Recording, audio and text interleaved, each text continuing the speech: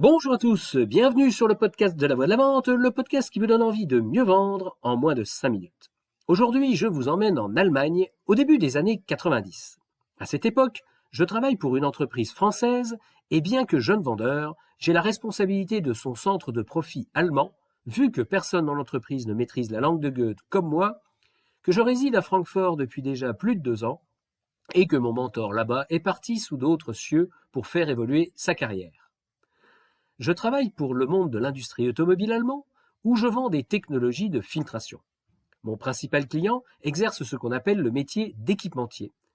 Il achète des équipements à droite à gauche et les assemble dans des installations complètes pour les vendre à l'industrie automobile.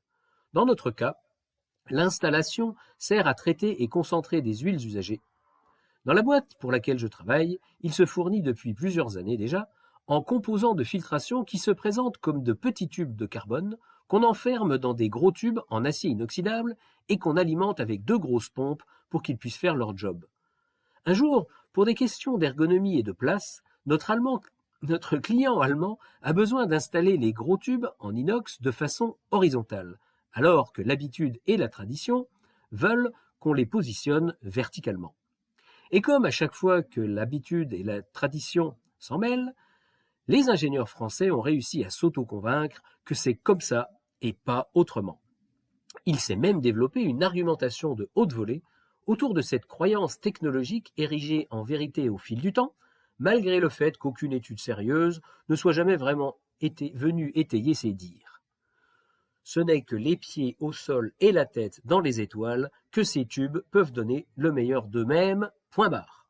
C'est donc dans cette seule configuration que la garantie de fonctionnement peut être accordée, et lorsque notre client allemand nous avise qu'il va oser briser ce tabou technologique de pacotille, mes collègues français s'arc-boutent et refusent de garantir le bon fonctionnement de notre matériel. Ce caillou dans ma chaussure m'empoisonna la vie pendant 6 mois, c'est-à-dire tout le temps du délai de livraison des fameux tubes. Mes relations avec le client allemand passèrent d'excellentes à exécrables, et le patron de la division automobile en France campait sur ses ergots en s'évertuant à m'expliquer pourquoi c'était comme ça et pas autrement. Bref, il fallait que je trouve une solution pour régler ce pseudo-conflit technique qui relevait plus du détail que d'une problématique fondamentale. Je décidai donc d'organiser un repas au sommet et je choisis un restaurant au sud de Stuttgart, patrie de Mercedes et Porsche, pour enterrer la hache de guerre avec force Spätzle, spécialité de pâtes du Baden-Württemberg, bière locale et bouteille de kirsch. En fait, il m'aura fallu ces 6 mois pour comprendre que la problématique n'avait rien à voir avec des notions fondamentales d'engineering, comme chacun des protagonistes me le répétait à longueur de conversation téléphonique, mais provenait d'une querelle entre 2 coqs, l'un gaulois et l'autre germain. 1 an avant, l'Allemand avait émis une fin de non-recevoir à une demande du Français qui voulait visiter l'usine Porsche de Stuttgart. Il avait fait ça parce que le Français s'escrimait à monter ses tarifs chaque année, alors que le chiffre d'affaires avec l'équipementier allemand augmentait régulièrement, de façon même exponentielle, et que notre matériel était devenu la référence du marché automobile outre-Rhin. L'Allemand était persuadé que sa progression venait de son travail, et le Français avait la certitude qu'il fabriquait le meilleur produit du monde. Chacun de son côté de la frontière tirait la couverture à lui, et j'étais la saucisse de Francfort, coincée dans le Brötchen. Sachant que je ne pouvais pas me reposer uniquement sur un miracle de la gastronomie allemande, pour rabibocher les 2 parties, je leur proposai un compromis. La promesse d'une visite chez Porsche contre celle que les tarifs n'augmenteraient pas l'année suivante et que les tubes filtrants pouvaient maintenant adopter la position de gisant, à condition qu'ils reposent sur des berceaux, c'est le terme technique consacré.